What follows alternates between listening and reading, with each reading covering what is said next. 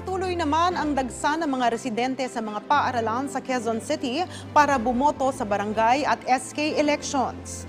Sa Pasong Tamo Elementary School naman kung saan nagsasagawa ng automated elections, maliban sa ilang issue ng paper jam ay matiwasay ang isinasagawang eleksyon. Nasa mahigit 100 vote counting machines ang ginagamit sa naturang paaralan ngayon. Isa ang Pasong Tamo Elementary School sa 3 lugar na may pilot testing ng automatic election para sa BSKE.